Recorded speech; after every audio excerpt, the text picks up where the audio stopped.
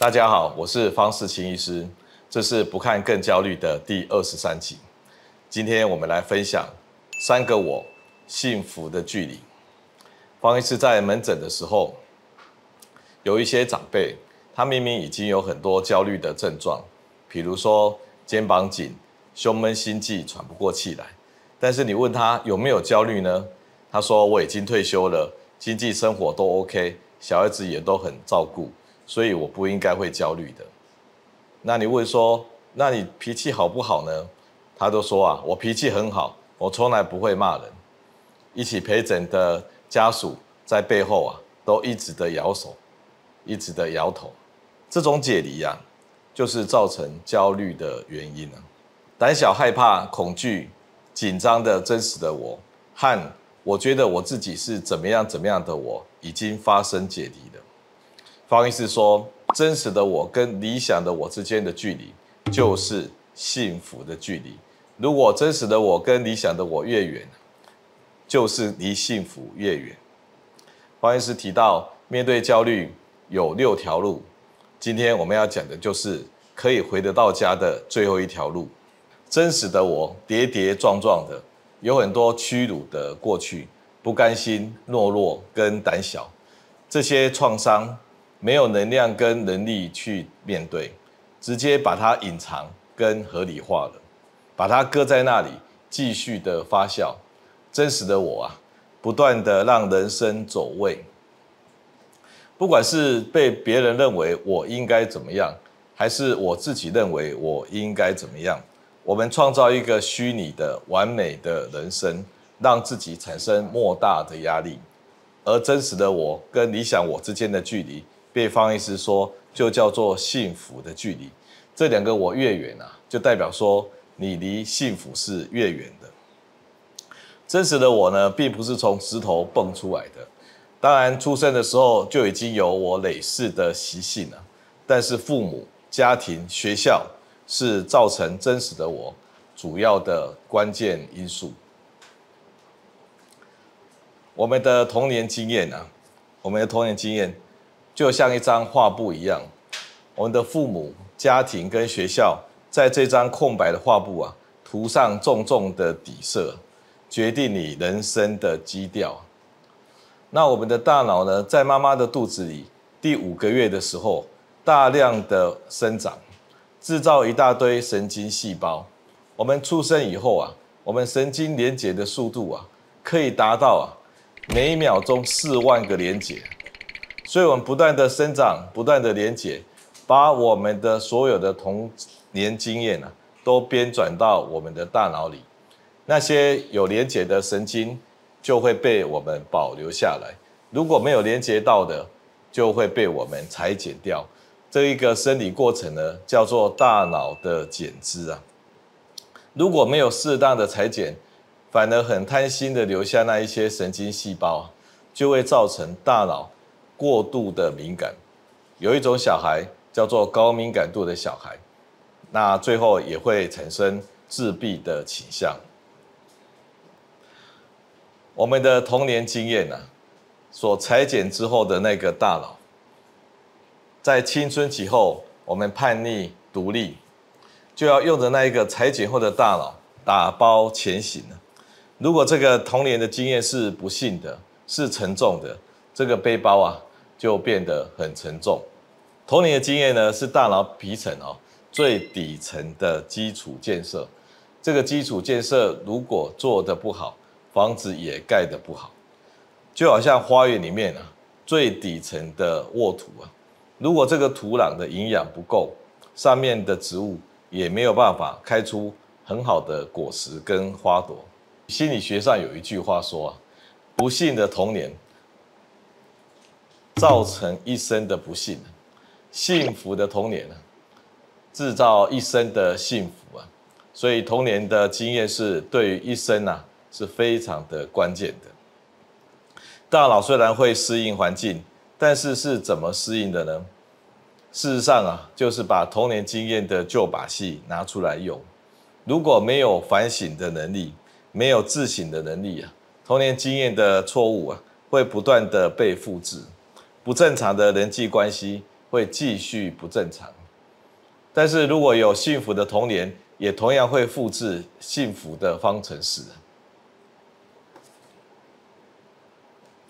固定的行为模式、固定的价值观，不断重复的应用在新的人际关系上，包含这个夫妻关系、新的家庭关系、人跟人之间的朋友关系、跟工作的同事关系，这些都可以是童年经验的复制。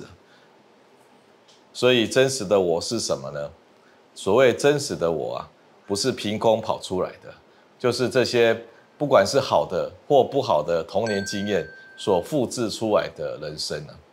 我们就好像俄罗斯娃娃一样，有一个基本的模型，然后呢，依照这个模型再复制出中等尺度的俄罗斯娃娃以及大尺度的俄罗斯娃娃。如果你的人生觉得不完美，怎么办呢？那我们就想象一个完美的自我吧。我们在镜子中虚拟一个完美的自我，然后去相信它，那个就是真实的我。方医师把这种现象叫做我的异化。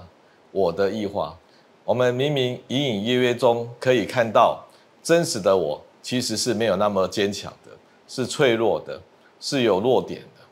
但是呢，我们又不屈服，我们没有面对真实的我的弱点，我们反而虚拟一个理想的自我，而且相信它。那这种冲突感制造出很多的焦虑。所以有3个我是并存的。我们都知道，我们内心有一个脆弱的真实的我，可是呢，我们又去高攀一个完美的理想的我。我们每天活在这3个我当中，然后很多的冲突感带来很大的压力。事实上我们看到那一个真实的我呢，我们是看不起的。那一个竟然会莫名其妙焦虑、紧张、害怕，但是我们却没有理他，我们直接否认他、无视他、忽略他、不帮忙他，觉得我不应该以那种状态存在的。我们反而羡慕起那个虚拟的自我，我应该是勇敢的，我应该是完美的，我应该是不会害怕、焦虑、紧张的。但是那个理想的我却又高攀不起，所以我们常常活在看不起真实的我，又高攀不起理想的我，那一种矛盾感、冲突感当中。那人生的幸福就是这样子被拉远的。那如何把真实的我跟理想的我拉近呢？我们不要再自我的分裂呢？这个拉近的方法是什么呢？这个拉近理想的我跟真实的我的方法是什么呢？方医师公布这个答案。这个方法就是你必须要不怕丢脸，诚实活着。我们每个人都可能有脆弱、不堪，甚至是屈辱的过去，我们要真诚的去看待它。我们不要去逃避它、隐藏它、合理化它，反而制造一个虚拟完美的人生的假设。对于过去脆弱的我呢，方医师解决的方法就是图像式的。我们不去追究原因，很多人生的过去是没有办法被合理的解释的。我们直接提起面对它的勇气，看到这个脆弱的我，只要看到就好了，不要去批判它或取笑它，然后习惯这个脆弱的我、真实的我，甚至用你人生美好的经验去平衡那些不好的经验。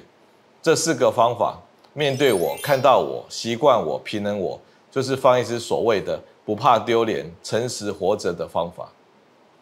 至于为什么需要有完美的虚拟人设的需求呢？方医师提2个原因。因为我们的童年常常被老师、父母、长辈们提到很多的人设，比如说你应该要合群你应该要孝顺父母你应该要尊敬师长这些道理都是对的，但是也把我们陷在那个框框里面。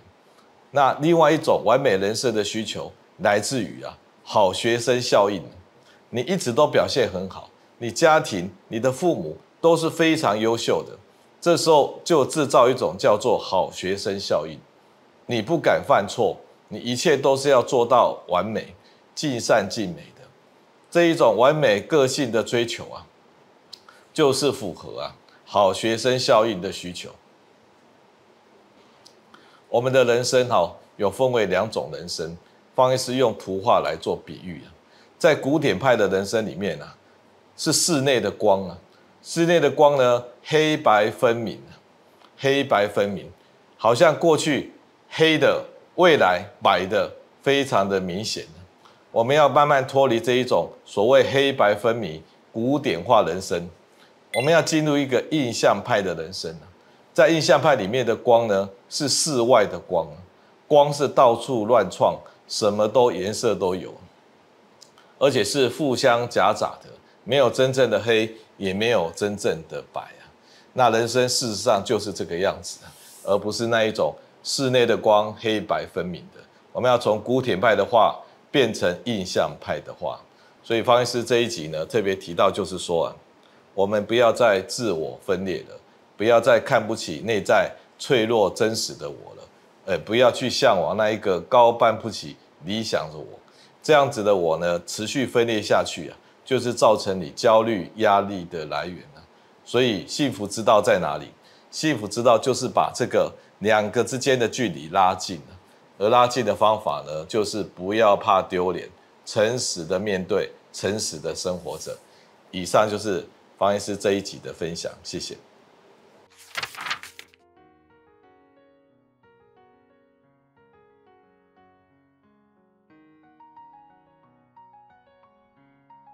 想要从医学的角度来了解人生的问题吗？记得按赞、订阅、开启小铃铛，分享给所有的亲朋好友，让我们一起提升台湾的医疗文化。